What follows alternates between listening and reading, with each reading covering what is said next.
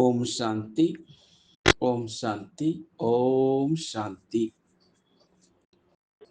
June மாதம் அப்படின்றாலே யாருடைய விசேஷம் தெரியுமா? யாருடைய விசேஷம்? நாம் ஏற்கனவே கேள்விப்பட்டிருப்போம். சிவபாபா பிரம்மா பாபா மூலமாக ஞானத்தை சொல்லி உலக ஆத்மாக்களுக்கு ஞானத்தை வழங்குகின்றார். அதே போல பிரம்மா பாபாவுக்கு சரஸ்வதி அப்படின்ற மகளாக இந்த சங்கமுகத்தில் ஆஞ்ச் என்ற பாட்டு அழகாக நடித்து ஒரு கன்னியாக்களுடைய ஒரு முன் உதாரணமாக சென்றவர்தான் மாதேஸ்வரி. அவர்களுடைய உண்மையான பெயர் ராதா அப்படின்று லௌகீகத்துல அழைக்கப்பட்டிருக்கின்றது. ஆனா சங்கமுகத்துல எல்லோரும் சரி, முதியவர்களா இருந்தாலும் சரி, இளையவர்களா இருந்தாலும் சரி, நடுத்தரவர்கள் இருந்தாலும் சரி, எல்லோரும் மம்மாவை அம்மா அப்படின்று அழைத்தார்கள். அவரை பற்றி இந்த ஜூன் மாதம் அவருடைய வாழ்க்கை பற்றி, அவருடைய இளமை காலத்தை பற்றி நாம் முழுமையாக பார்க்கலாம். ஏற்கனவே பாக்கிய விதாத்த மூலமாக மம்மாவுடைய விசேஷத்தை பற்றி பெரிய பெரிய மகானாத்மாக்கள் எல்லாம் சொல்லியிருந்தார்கள். இன்றைக்கு மம்மாவுடைய லௌகீக வாழ்க்கையை பற்றி நாம் இன்றைக்கு பார்க்கலாம். மம்மாவுடைய லௌகீக பெயர் ராதா அப்படின்று அழைக்கப்பட்டிருக்கின்றது. மம்மாவுடைய தந்தையினுடைய பெயர் போக்கர் தாஸ். அவருடைய தாயினுடைய பெயர் ரோச்சா அப்படின்று புத்தகத்தில் இருக்கின்றது. மம்மா அவர்கள் 1919ஆம் ஆண்டில் அப்போ அந்த காலத்தில், அதாவது பாகிஸ்தான் இருக்கக்கூடிய அமிர்தரசில் ஏற்பட்டு இருக்கின்றது. மம்மாவுடைய அக்கா பெயர் பார்வதி அப்படின்று மூத்த சகோதரி இருந்திருக்கின்றார். அவருடைய திருமணம் ஏற்கனவே முடிந்திருந்தது. யாருடைய திருமணம்? பார்வதி. அதே போல மம்மாவுடைய தங்கையினுடைய பெயர் கோபி. அவருடைய தந்தை தங்கம் வெள்ளியினுடைய பிசினஸ் செய்து வந்திருக்கின்றார், வெளிநாடு சென்று. அது மட்டும் கிடையாது, சுத்தமான நெய் வியாபாரம் செய்து அவருடைய வியாபாரம் மும்பை, சென்னை, ஸ்ரீலங்கா இது போல வெளிநாடுகளும் சரி, உள்நாடும் சரி, பக்கத்து நாடும் சரி செய்து வந்திருக்கின்றார். ஒரு நாள் திடீரென்று மம்மாவுடைய தந்தையினுடைய அகால மரணம், ஆத்மா அழியாது, உடல் விட்டுட்டு இருக்கின்றார், அவ்வளவுதான் ஏற்பட்டது. அகால மரணம் ஏற்பட்டு விட்டது. அப்போ தங்கம் வெள்ளி வியாபாரத்தினுடைய ஏற்றத்தாழ்வு அவருக்கு மிகுந்த நஷ்டத்தை ஏற்படுத்தியதால் தன்னுடைய செல்வம் அனைத்தும் இழந்து விட்டது அந்த குடும்பம்.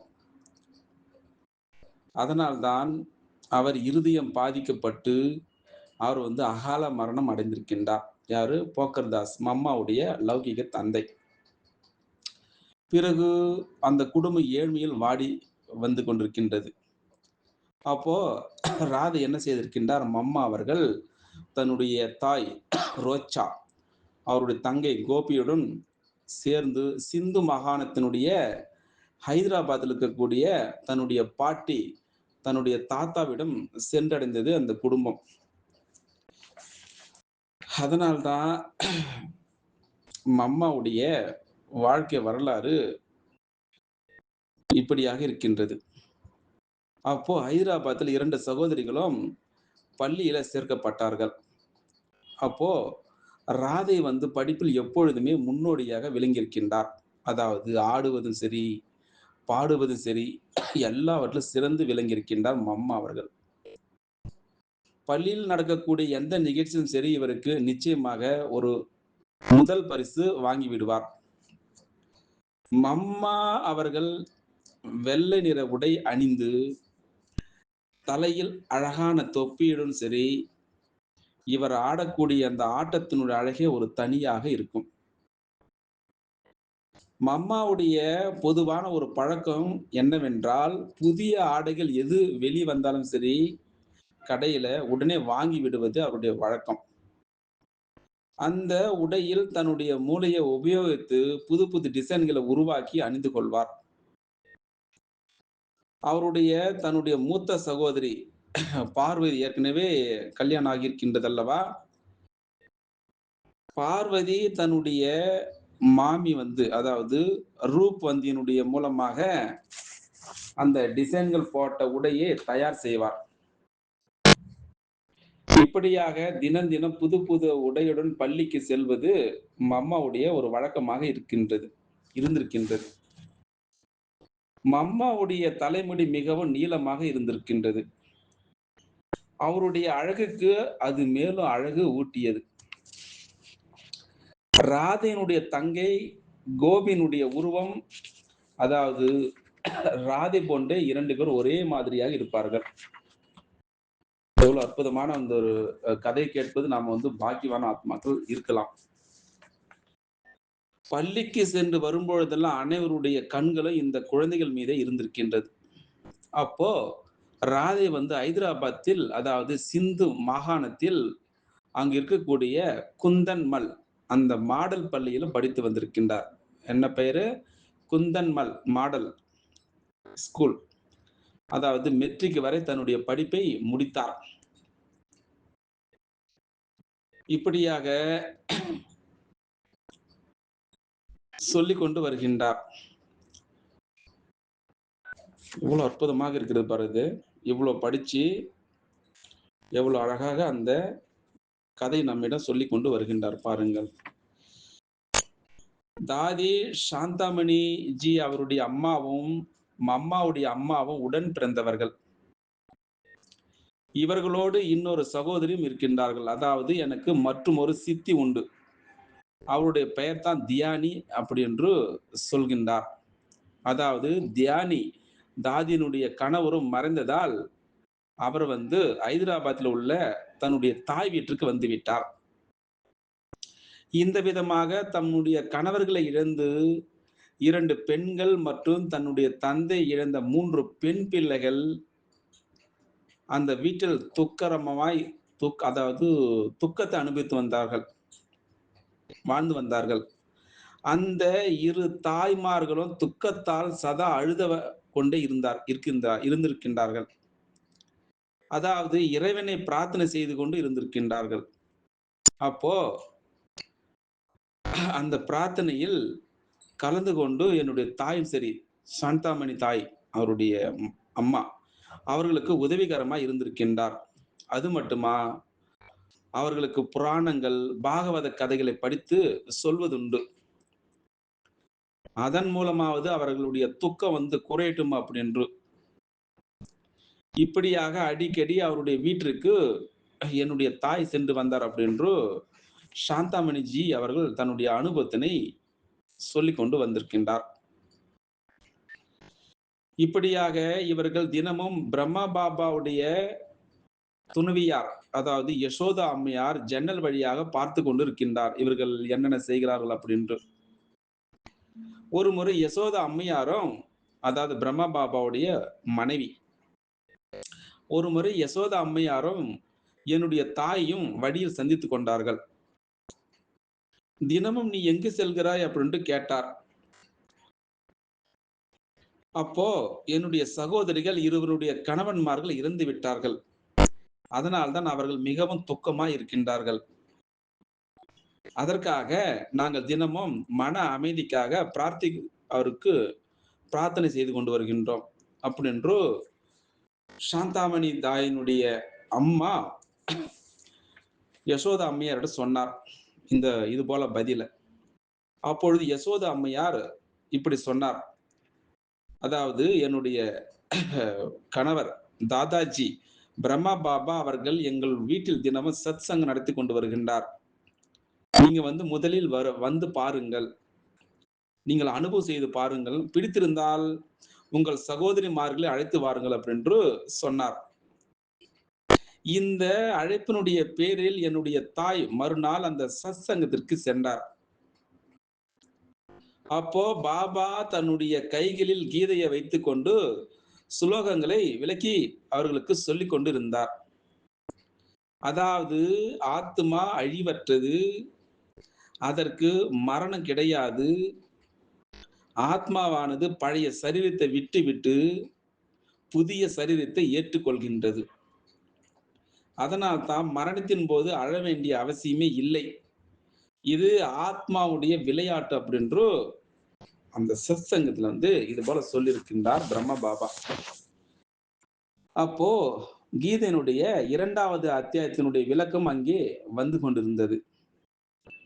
அப்போ பாபா தன்னுடைய சத்சங்கத்தை ஆரம்பிக்கும் பொழுது, முடிக்கும் பொழுதும், அதாவது ஓம் தொனியை அவர் தொனிப்பது வழக்கம். ஓம் துவானி. அந்த தொனியை கேட்டவுடனே அனைவருக்கும் சரீரத்தை விட்டுவிட்டு விலகி அந்த பரமாத்மா பரவசத்தில் மூழ்கக்கூடிய அந்த அனுபவம் ஏற்பட்டது. இந்த மாதிரி என்னுடைய தாய்க்கும் அனுபவமானது அங்கே.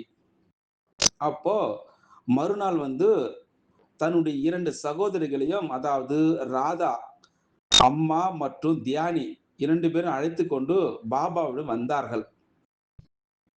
அப்போ பாபாவிடமிருந்து ஆத்மா பற்றிய முழு ஞானத்தை கேட்டவுடன், சரீரத்திலிருந்து அப்பாற்பட்ட அனுபவம் ஏற்பட்டவுடன், இந்த 2 தாய்மார்களும் தங்கள் துக்கத்தை மறந்து விட்டார்கள். அப்போ மகிழ்ச்சி அவர்களுடைய உள்ளத்துல தாண்டவம் ஆடிற்று. அப்போ சத்சங்கத்திலிருந்து வீடு திரும்பியவுடன் தன்னுடைய தாய் மற்றும் சித்தியினுடைய மகிழ்ச்சியில் முழுவதுமாக திளைத்த அந்த மலர்ந்த முகத்தை கண்ட ராதைக்கு ஒரே ஆச்சரியமாக கரை புரண்டோடியது. அப்போ ராதா, அதாவது மம்மா அவர்கள் கேட்டார், நேற்றோ 2 பேரும் துக்கத்தில் அழுது கொண்டு இருந்தீர்கள், ஆனால் இன்றைக்கு உங்கள் முகம் மலர்கள் போல மலர்ந்திருப்பதை நான் பார்த்தேன், என்னவாயிற்று உங்களுக்கு அப்படின்று மம்மா அவர்கள் அவர்களிடம் கேட்டார். அப்பொழுது அவருடைய தாய் சொன்னார், நாங்கள் தாதாவிடம் சென்றிருந்தோம், அவர் கீதையை பற்றி நன்கு விளக்கம் தந்தார், நீ கூட பள்ளியில் கீதையை பற்றி படித்திருப்பாய் அப்படின்னு நம்புகிறேன் அப்படின்று அவருடைய தாய் ரோச்சா அவர்கள் சொன்னார். நீ கூட கலந்து கொள், கேட்ட பிறகு அதனுடைய அர்த்தத்தை எங்களுக்கு கூறு அப்படின்னு சொன்னார். இந்த விதமாய் அடுத்த நாள் ராதாவை, அதாவது மம்மாவை சத்சங்கத்திற்கு அழைத்து சென்றார்கள். மம்மாவை பிரம்மா பாபா பார்த்த உடனே, இவர் என்னுடைய வாரிசு குழந்தை அப்படின்று அவருக்கு தோன்றியது உடனே. அப்போ ராதைக்கும் அதே கணத்தில் பலகாலம் என்னை விட்டு பிரிந்த அதே தந்தை தான் இவர் அப்படின்ற உணர்வு ஏற்பட்டது மம்மா அவர்களுக்கும். அதன் பிறகு பாபா, குழந்தாய் நீ என்ன செய்கிறாய், நீ என்ன படிக்கிறாய் அப்படின்று லௌகிக ரீதியில மம்மாவிடம் பிரம்ம பாபா கேட்டார். அந்த சமயத்தில் ராதினுடைய வயது கிட்டத்தட்ட 17 ஆண்டுகளா இருக்கும். வீட்டில் ராதினுடைய திருமணம் பற்றி பேச்சு நடந்து கொண்டிருந்தது. அந்த சமயத்துல ஒரு நாள் பாபா ராதியிடம் கேட்டார், இது போல, ராதா, நீ இறைவனை மணந்து கொள்வாயா அல்லது சூட் கோட் போட்ட உலக அந்த மனிதனை நீ மணக்கப் போகிறாய் அப்படின்று பிரம்ம பாபா ராதையிடம் கேட்டார். இந்த ஞானத்தின் மூலம் சரி, தனக்கும் சரி, உலகிற்கும் மங்களம் செய்விக்க வேண்டுமா அல்லது திருமணம் செய்து கொண்டு ஒரு வீட்டை மட்டும் கவனிக்க போகிறாயா அப்படின்று கேட்டார். சரி, நீ நன்கு யோசித்து எனக்கு ஒரு முடிவை சொல் அப்படின்று பிரம்ம பாபா அம்மாவிடம் கேட்டார். அப்போ பாபா ராதைக்கு 24 மணி நேரம் அவகாசம் கொடுத்திருந்தார். ஆனால் ராதையோ ஒரு கணத்தில எதிர்கால வாழ்க்கையை தீர்மானித்து விட்டார். எப்படி? அந்த கணமே, அதாவது அந்த நொடியிலே பாபாவிடம் அவர் சொல்லிவிட்டார் இப்படி என்று, அதாவது பாபா, நான் கிரிதர கோபாலுடைய அதே ராதையாவேன். நான் இந்த ஞான மார்க்கத்தில் சென்று உலகத்தினுடைய மங்களத்திற்காக முயல்வேன். அந்த நாளிலிருந்து பாபா ராதைக்கு ஞானத்தினுடைய மழையை பொழிந்தார். ஞானத்தினுடைய கலசத்தை சிரத்தில் வைத்தார், அதாவது தலையில் வைத்து விட்டார். ராதை சத்சங்கத்தில் அந்த ஓம் துணியை மிக அழகாக ஒலித்தார். வரக்கூடிய அனைவரும் அந்த தொனியினால் மிகவும் கவரப்பட்டார்கள். அதன் காரணமாக அனைவரும் அவரை ஓம் ராதே அப்படின்னு அழைத்து கொண்டு வந்திருக்கின்றார்கள். அப்போ பாபாவும் கூட ஓம் ராதே அப்படின்னு அழைத்தார். இந்த விதமாக ராதையினுடைய பெயர் என்ன ஆயிடுச்சு, ஓம் ராதே அப்படின்னு கூப்பிட்டார்கள் எல்லோரும். அப்போ ஓம் ராதே மிக அழகாக பாடினார். அவர் ஓம் மண்டலில் வந்து சேர்ந்தவுடன் எதை பார்த்தார், அவர் என்ன அடைந்தார் அப்படின்ற பாடல் அவரே எழுதி பாடவும் செய்தார். இதனால பாபாவுக்கு மிகுந்த பிரபாவம் ஏற்பட்டு விட்டது. பிறகு பாபா தினமும் அவருக்கு ஒரு பாடலை எழுதி கொடுக்க, ஓம் ராதே அதை வகுப்பில் தன்னுடைய அழகான குரலில் பாடி அனைவரும் மகிழ்வித்தார் அம்மா அவர்கள். போக போக சத்சங்கம் வளர்ந்து கொண்டே போயிற்று. அதில் தாய்மார்களும் குமாரிகளும் சரி அதிகமாக வந்து கொண்டே இருந்தார்கள். இதற்கிடையில் பாபா, அதாவது பிரம்மா பாபா தன்னுடைய லௌகிக குடும்பத்தாருடன் காஷ்மீர் சென்று விட்டார். காஷ்மீர் சென்ற பிறகு பாபா தினமும் ஓம் ராதை மற்றும் சகோதரருடைய பெயரில் கடிதங்களை அனுப்பி கொண்டிருந்தார். எவருடைய பெயருக்கு கடிதம் வந்ததோ அந்த சகோதரி கடிதங்களை சத் சங்கத்தில் படிப்பார்கள். அப்போ அந்த சத் சங்கம் மேன்மேலும் வளர்ந்து கொண்டே ஆரம்பித்தது. அப்போ ஒரு நாள் ஓம் ராஜனுடைய தங்கை கோபி வகுப்பில் அமர்ந்திருந்தார். அப்போ ஓம் துணியை எழுப்பிய உடனேயே கோபி அவர்கள் அந்த ஆழ்ந்த தியானத்தில் சென்று விட்டார். அவருக்கு ஸ்ரீ கிருஷ்ணனுடைய அந்த சாட்சாத்காரம் ஏற்பட்டது, காட்சிகள். அது மட்டுமா, அந்த ஆனந்த பரவசத்தில் நடனமாட ஆரம்பித்தார். சத்சங்கத்தில் ஏற்பட்ட முதல் சாட்சாத்காரம் இதுவே ஆகும் அப்படின்று அந்த நினைவுகளை சொல்லிக் கொண்டிருக்கின்றார். அதாவது மம்மாவுடைய தங்கை கோபி அவர்கள் மூலமாக அந்த ஸ்ரீ கிருஷ்ணனுடைய சாட்சாத்காரம் ஏற்பட்டது. இதுதான் இந்த யஜ்யத்தில் முதலில் பார்த்த காட்சி.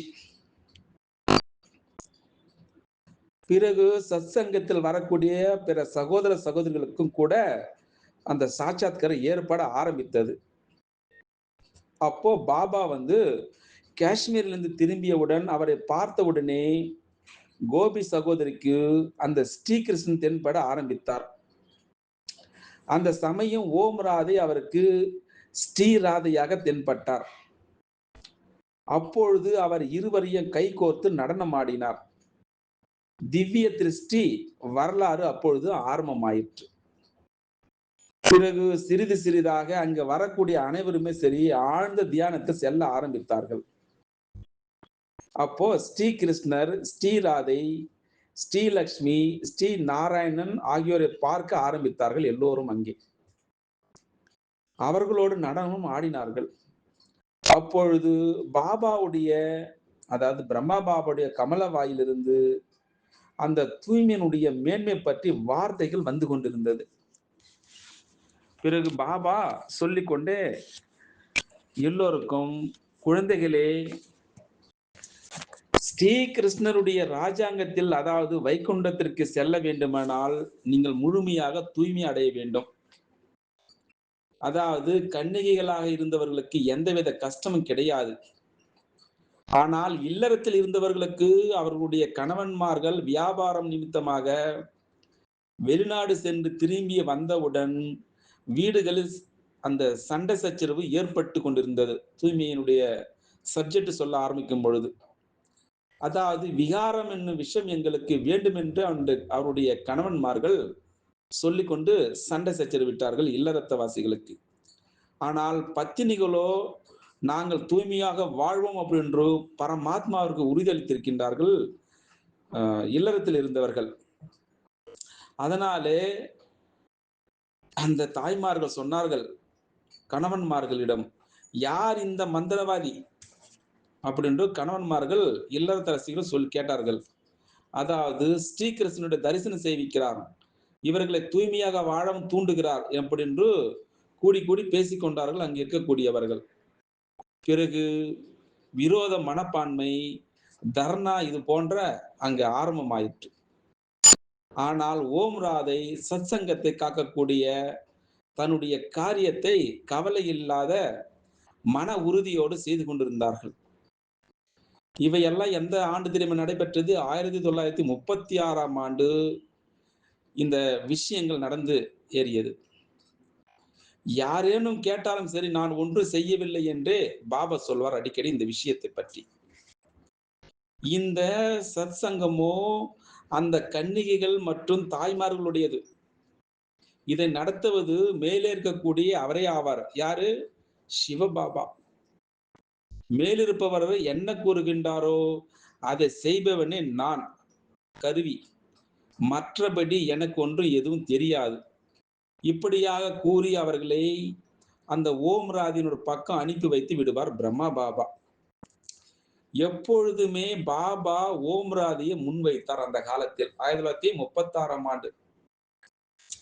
அப்போ கோபியினுடைய சாட்சாத்கார வரலாறு ஓராண்டு வரை நடந்து வந்தது. அங்கே யாரு? மம்மாவுடைய தங்கை கோபியினுடைய சாட்சாத்காரம். பிறகு அவருக்கு டைபாய்டு காய்ச்சல் வந்து அவர் காலமாகி விட்டார், சரீரை விட்டு விட்டார்.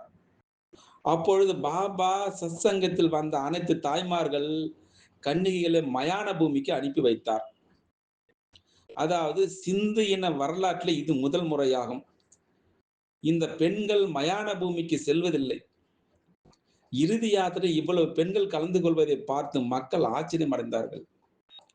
அந்த இறுதி காரியத்தை ஓம் ராஜே செய்தார். அதாவது மம்மா அவர்கள் தான் செய்தார் அந்த மயானத்தில். பிறகு மம்மா அவர்கள் 17, 18 வயது கன்னியாக இருந்தார். ஆனால் அனைவரும் அவரை மம்மா, அம்மா அப்படின்னு அழைத்தார்கள். அப்போ பாபா கூட சில சமயம் மம்மா அப்படின்றும், சில சமயம் குழந்தை அப்படின்னு கூப்பிடுவது உண்டு. இந்த விதமாக ஓம் ராதே மம்மா ஆகிவிட்டார். சிறிது சிறிதாக இந்த பெயருக்கு ஏற்றாற் போல மம்மா அவர்கள் அவருடைய தோற்றத்தில் மாற்றங்கள் ஏற்பட்டு விட்டது. அதனால்தான் பாபா தான் என்னை மம்மாவுடைய அருகில் வைத்தார், மம்மா தான் என்னை வளர்த்தார் அப்படின்று தாதி நிர்மல் சாந்தாஜி அந்த அனுபவத்தை சொல்றார். நான் சிறுமியாக இருந்தபடியால் இவருக்கு அந்த லௌகிக அம்மாவுடைய நினைவு வரக்கூடாது அப்படின்று பாபா எண்ணி இருக்கலாம். அதனால்தான் என்னை அம்மாவுடைய அருகில் வைத்தார். யாரு? பிரம்ம பாபா அவருடைய லௌகிக மகளாக இருக்கக்கூடிய தாதி நிர்மல் சாந்தாவை. ஓம் ராதை இவர்தான் உனக்கு தாய் அப்படின்னு சொன்னார். அன்றிலிருந்து நான் ஓம் ராதை மம்மா அப்படின்னு அழைத்து ஆரம்பித்து வந்தேன். அதுவரை அனைவரும் அவரை ஓம் ராதி அப்படின்னு அழைத்து வந்தார்கள். நான் தான் முதலாக மம்மா அப்படின்ற பெயரால் அழைக்க ஆரம்பித்தேன். அதன் பிறகு அனைவரும் ஓம் ராதி மம்மா அப்படின்னு அழைத்துக் கொண்டே வந்தார்கள். நாட்கள் செல்ல செல்ல வளர்ந்து வந்த சத்சங்கத்திற்கு பாபா வந்து ஓம் ராதையை நிர்வாக தலைவியாக ஆக்கிவிட்டார். அவருடன் கூடவே 8 மூத்த தாய்மார்கள் மற்றும் கன்னிகைகள் செயற்குழு உறுப்பினர்களாக ஏற்படுத்தி விட்டார். அந்த குழுவிடம் தன்னுடைய அனைத்து செல்வங்களை ஒப்படைத்து விட்டார்.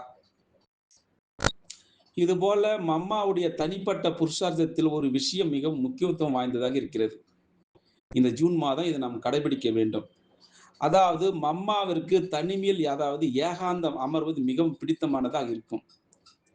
அவர் தினமும் அதிகாலை 2 மணிக்கு எழுந்து மிகவும் அன்புடன் பாபாவை நினைவு செய்தார்.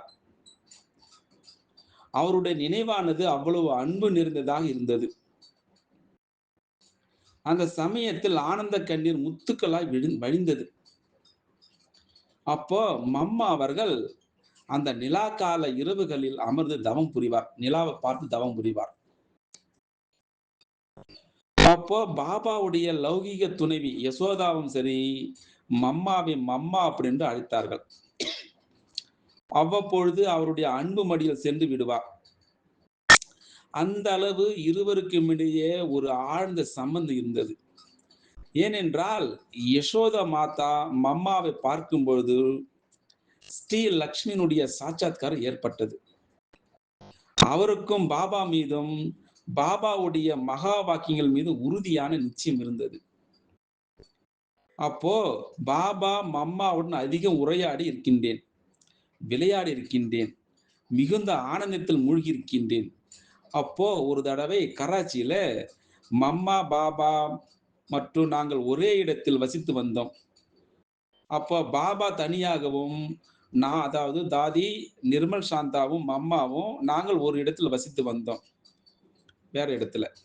அப்போ பாபா தன்னுடைய இருப்பிடத்திலிருந்து ஆலோசனைகள் வழங்கி வந்தார். அப்போ மம்மா அவைகளை எங்களுக்கு சொல்வது உண்டு. அப்போ நாங்கள் அனைவரும் மம்மாவுடனே கூடவே இருந்து அனைத்து காரியங்களும் செய்து வந்தோம். எவ்வளவு அழகா இருக்குது பாரு அந்த காலத்துல கராச்சியில. பிறகு என்ன ஆயிற்று? அங்கிருந்து பாரதத்திற்கு, இந்தியாவுக்கு வர வேண்டியதா இருந்தது. அதாவது அபுமலையில் வந்த பொழுது அனைவரும் ஒரே இடத்தில் வசித்தோம். அந்த சமயத்தில் நாங்கள் பாபாவுடைய தொடர்பில் அதிக நேரம் வர முடிந்தது. அபுமலையில் இருக்கக்கூடிய அந்த பிரிட்ஜ் கோட்டி பங்களாவில் மம்மாவுடைய தவயோக வாழ்க்கை அங்கு நிகழ்ந்தது. அந்த சமயத்திலும் சரி, திவ்ய சாட்சாத்காரம் எனக்கு அடிக்கடி ஏற்பட்டது. அதன் மூலமாக பாபா எங்களை நன்கு மகிழ்வித்தார், எல்லோரையும் சரி. யக்னத்தில் வறுமை தாண்டவமாடிய காலத்தில் மம்மாவும் சரி, பாபாவுடைய பாகமானது மிகவும் ஆச்சரியப்படத்தக்கதாக இருந்தது. அந்த காலங்களில் மம்மாவும் சரி, பாபாவும் சரி, குழந்தைகள் எதுவரை உணவு அருந்தவில்லையோ அதுவரை சரி 2 பேரும் சாப்பிடவே மாட்டார்கள். பாபா இருக்கும் பொழுது அவர் முன்னிலையில் மம்மா ஒருபொழுதும் ஆலோசனை வழங்குவது கிடையாது யாருக்கும். பாபா எப்படி சொல்கின்றாரோ, என்ன செய்வதற்கு கூறுகின்றாரோ அதையே செய்தார். அது மட்டுமா செய்வித்தார். பாபா இல்லாமல் இருக்கும் பொழுது மட்டும் மம்மா தன்னுடைய முடிவுகளை சொல்வதுண்டு குழந்தைகளுக்கு. அந்த அளவு ஒரு எல்லையற்ற மரியாதை மம்மா பாபா மீது வைத்திருந்தார். மம்மாவுடைய அந்த ஸ்ரீ லக்ஷ்மியினுடைய ரூபம் மிகவும் பிடித்தமானதாக இருந்தது. ஸ்ரீ லக்ஷ்மியே என்னுடைய தாய் என்பது போல எனக்கு இருந்தது. அவர் என்னுடைய சித்தினுடைய மகள் என்ற ஒருபொழுதும் நான் பார்த்ததே கிடையாது.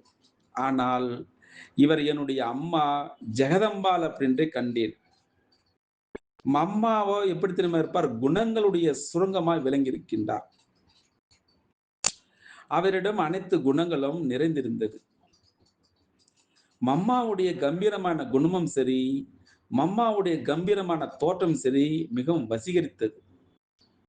அந்த கம்பீர தன்மையின் கூடவே பொறுமை மற்றும் சரி, தைரியம், அந்த 3 குணங்களையும் நானும் கூட சரி, என்னுடைய வாழ்க்கையில தாரணை செய்வதற்கு கவனம் கொண்டு வருகின்றேன்.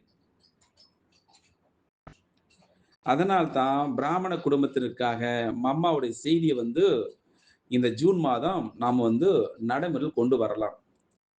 மம்மா எப்பொழுது கூறி வந்தது என்றால், எப்பொழுது இறை தந்தையை நீங்கள் பார்க்க வேண்டும். நீங்கள் பிரம்மா பாபாவை பின்பற்ற வேண்டும். குழந்தைகளாகிய நீங்கள் முழுமையடைய வேண்டுமானால் சதா சிவபாபாவை நினைவு செய்ய வேண்டும். அவருடைய ஸ்ரீமத் படி சதா நடந்து வாருங்கள். பிரம்மா பாபாவுடைய வழித்தடத்தில் அடி எடுத்து வையுங்கள். கட்டளைக்கு மேல் கட்டளை அவரை பிறப்பிக்கின்றார். அந்த சிவபாபாவின் மேல் ஒருபொழுது சந்தேகத்தில் வராதீர்கள். சம்பூர்ண நிர்விகாரியாக ஆக வேண்டும் அப்படின்னு மம்மா பிராமண குடும்பத்திற்கு சொல்லப்பட்ட செய்தி இந்த ஜூன் மாதம் நாம் நடைமுறையில் கொண்டு வர வேண்டும். எவ்வளவு அழகாக இருக்கிறது. மம்மா எப்படி கஷ்டப்பட்டு, எப்படி அவர் குடும்பம் எப்படி இருந்தது, அவர்கள் எப்படி ஆகி திரும்பி எப்படி லக்ஷ்மி ஆனார் அப்படின்று இன்றைக்கு முழுவதுமாக நாம் பார்த்தோம். இந்த பாக்கிய விதாத்தா மூலமாக பார்க்கலாம். மம்மாவுடைய விசேஷ தினத்தில் நாம் ஏற்கனவே இந்த பாக்கிய விதாத்தம் மூலம் பார்த்தோம். மம்மாவை பற்றி விசேஷங்கள் சொன்னார்கள். அவர் சரீரம் விட்ட பிறகு, அதாவது ஜூன் 24, 1965 சரீரம் விட்டு விட்டார். கடைசி நாளில எல்லோருக்கும் திருஷ்டி கொடுத்தார். தனக்கு புற்றுநோய் இருந்தாலும் சரி, அதை கொஞ்சம் கூட கஷ்டம் இல்லாமல் எல்லோருக்கும் அந்த உண்மையான சொரூபத்தை காமித்து சென்று விட்டார். எவ்வளோ மகா தியாகியாக இருந்திருக்கின்றார், தவ யோகியாக இருந்திருக்கின்றார். அந்த மகான் ஆத்மாவை இந்த மாதத்தில் நாம் நினைவு கூர்ந்து என்ன ஆக வேண்டும்? இறை தந்தையை முழுமையாக காண வேண்டும். பிரம்மா பாபாவை பின்பற்ற வேண்டும். முழுமை அடைய வேண்டும். சதா சிவபாபா நினைவு செய்ய வேண்டும். சதா ஸ்ரீமத் படி நடந்து வர வேண்டும். பிரம்மா பாபாவுடைய காலடியில் நடக்க வேண்டும். கட்டளைக்கு மேல் கட்டளையை அவரை பிறப்பிக்கின்றார். சிவபாபா என்பது ஒருபோது சந்தேகத்தில் வரக்கூடாது. சம்பூர்ண நிர்விகாரி ஆக வேண்டும். இதுதான் அம்மா பிராமண குழந்தைகளுக்கு சொல்லப்பட்ட சுருக்கமான செய்தி. பார்க்கலாம். அந்த கடைசி நாள சரீரை விட்ட பிறகு அவருக்கு என்னென்ன நிகழ்வு நடந்தது அதை பற்றி நாம் படிக்கலாம். அழகான ஒரு ஓம் துவானியை இப்பொழுது அழகாக கேட்கலாம். ஓம் சாந்தி, ஓம் சாந்தி, ஓம் சாந்தி.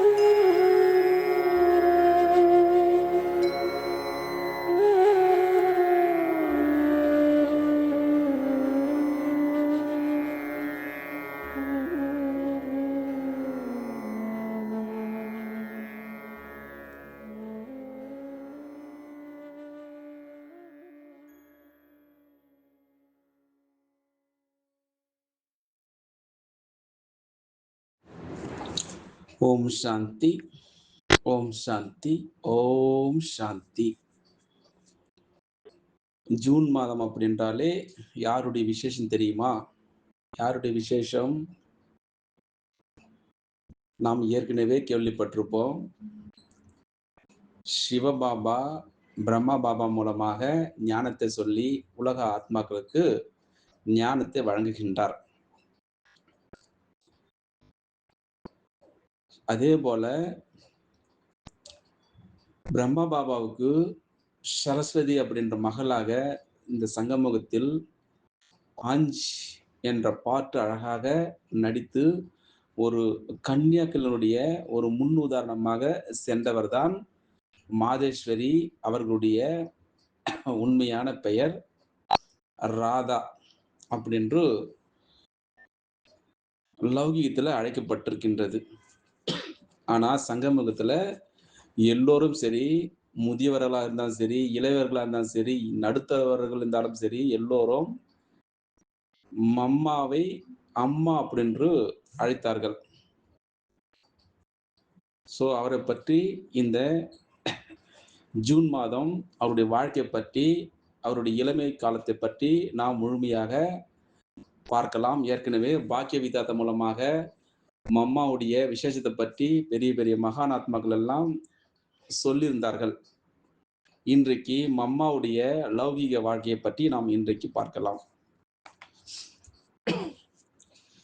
மம்மாவுடைய லௌகீக பெயர் ராதா அப்படின்று அழைக்கப்பட்டிருக்கின்றது. மம்மாவுடைய தந்தையினுடைய பெயர் போக்கர் தாஸ். அவருடைய தாயினுடைய பெயர் ரோச்சா அப்படின்று புத்தகத்தில் இருக்கின்றது. மம்மா அவர்கள் 1919ஆம் ஆண்டில் அப்போ அந்த காலத்தில், அதாவது பாகிஸ்தான் இருக்கக்கூடிய அமிர்தரசில் ஏற்பட்டு இருக்கின்றது. மம்மாவுடைய அக்கா பெயர் பார்வதி அப்படின்று மூத்த சகோதரி இருந்திருக்கின்றார். அவருடைய திருமணம் ஏற்கனவே முடிந்திருந்தது. யாருடைய திருமணம்? பார்வதி. அதே போல மம்மாவுடைய தங்கையினுடைய பெயர் கோபி. அவருடைய தந்தை தங்கம் வெள்ளியினுடைய பிசினஸ் செய்து வந்திருக்கின்றார், வெளிநாடு சென்று. அது மட்டும் கிடையாது, சுத்தமான நெய் வியாபாரம் செய்து அவருடைய வியாபாரம் மும்பை, சென்னை, ஸ்ரீலங்கா இது போல வெளிநாடுகளும் சரி, உள்நாடும் சரி, பக்கத்து நாடும் சரி செய்து வந்திருக்கின்றார். ஒரு நாள் திடீரென்று மம்மாவுடைய தந்தையினுடைய அகால மரணம், ஆத்மா அழியாது, உடல் விட்டுட்டு இருக்கின்றார், அவ்வளவுதான் ஏற்பட்டது. அகால மரணம் ஏற்பட்டு விட்டது. அப்போ தங்கம் வெள்ளி வியாபாரத்தினுடைய ஏற்றத்தாழ்வு அவருக்கு மிகுந்த நஷ்டத்தை ஏற்படுத்தியதால் தன்னுடைய செல்வம் அனைத்தும் இழந்து விட்டது அந்த குடும்பம். அதனால்தான் அவர் இருதயம் பாதிக்கப்பட்டு அவர் அகால மரணம் அடைந்திருக்கின்றார். யாரு? போக்கர்தாஸ், மம்மாவுடைய லௌகிக தந்தை. பிறகு அந்த குடும்பம் ஏழ்மையில் வாடி வந்து கொண்டிருக்கின்றது. அப்போ ராதை என்ன செய்திருக்கின்றார்? மம்மா அவர்கள் தன்னுடைய தாய் ரோச்சா, அவருடைய தங்கை கோபியுடன் சேர்ந்து சிந்து மாகாணத்தினுடைய ஹைதராபாத்தில் இருக்கக்கூடிய தன்னுடைய பாட்டி, தன்னுடைய தாத்தாவிடம் சென்றடைந்தது அந்த குடும்பம். அதனால்தான் மம்மாவுடைய வாழ்க்கை வரலாறு இப்படியாக இருக்கின்றது. அப்போ ஹைதராபாத்தில் 2 சகோதரிகளும் பள்ளியில சேர்க்கப்பட்டார்கள். அப்போ ராதை படிப்பில் எப்பொழுதுமே முன்னோடியாக விளங்கியிருக்கின்றார். அதாவது ஆடுவதும் சரி, பாடுவதும் சரி, எல்லாவற்றிலும் சிறந்து விளங்கியிருக்கின்றார் மம்மா அவர்கள். பள்ளியில் நடக்கக்கூடிய எந்த நிகழ்ச்சியும் சரி, இவருக்கு நிச்சயமாக ஒரு முதல் பரிசு வாங்கி விடுவார். மம்மா அவர்கள் வெள்ளை நிற உடை அணிந்து, தலையில் அழகான தொப்பியுடன் சரி, இவர் ஆடக்கூடிய அந்த ஆட்டத்தினுடைய அழகே ஒரு தனியாக இருக்கும். மம்மாவுடைய பொதுவான ஒரு பழக்கம் என்னவென்றால், புதிய ஆடைகள் எது வெளிவந்தாலும் சரி, கடையில உடனே வாங்கி விடுவது அவருடைய வழக்கம். அந்த உடையில் தன்னுடைய மூளையை உபயோகித்து புது புது டிசைன்களை உருவாக்கி அணிந்து கொள்வார். அவருடைய தன்னுடைய மூத்த சகோதரி பார்வதி ஏற்கனவே கல்யாணம் ஆகியிருக்கின்றது அல்லவா? பார்வதி தன்னுடைய மாமி அதாவது ரூப்வந்தியினுடைய மூலமாக அந்த டிசைன்கள் போட்ட உடையை தயார் செய்வார். இப்படியாக தினம் தினம் புது புது உடையுடன் பள்ளிக்கு செல்வது மம்மாவுடைய ஒரு வழக்கமாக இருந்திருக்கின்றது. மம்மாவுடைய தலைமுடி மிகவும் நீளமாக இருந்திருக்கின்றது. அவருடைய அழகுக்கு அது மேலும் அழகு ஊட்டியது. ராதையினுடைய தங்கை கோபியினுடைய உருவம், அதாவது ராதை போன்றே 2 பேரும் ஒரே மாதிரியாக இருப்பார்கள். எவ்வளவு அற்புதமான அந்த ஒரு கதை கேட்பது நாம பாக்கியவான ஆத்மாக்கள் இருக்கலாம். பள்ளிக்கு சென்று வரும்பொழுதெல்லாம் அனைவருடைய கண்களும் இந்த குழந்தைகள் மீதே இருந்திருக்கின்றது. அப்போ ராதை ஹைதராபாத்தில், அதாவது சிந்து மாகாணத்தில் அங்கு இருக்கக்கூடிய குந்தன்மல் அந்த மாடல் பள்ளியில படித்து வந்திருக்கின்றார். என்ன பெயரு? குந்தன்மல் மாடல் ஸ்கூல். அதாவது மெட்ரிக் வரை தன்னுடைய படிப்பை முடித்தார். இப்படியாக சொல்லிக் கொண்டு வருகின்றார். இவ்வளவு அற்புதமாக இருக்கிறது பாருது. இவ்வளவு படிச்சு எவ்வளவு அழகாக அந்த கதை நம்மிடம் சொல்லிக் கொண்டு வருகின்றார் பாருங்கள். தாதி சாந்தாமணி ஜி அவருடைய அம்மாவும் மம்மாவுடைய அம்மாவும் உடன் பிறந்தவர்கள்.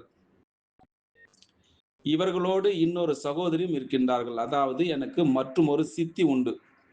அவருடைய பெயர் தான் தியானி அப்படி என்று சொல்கின்றார்.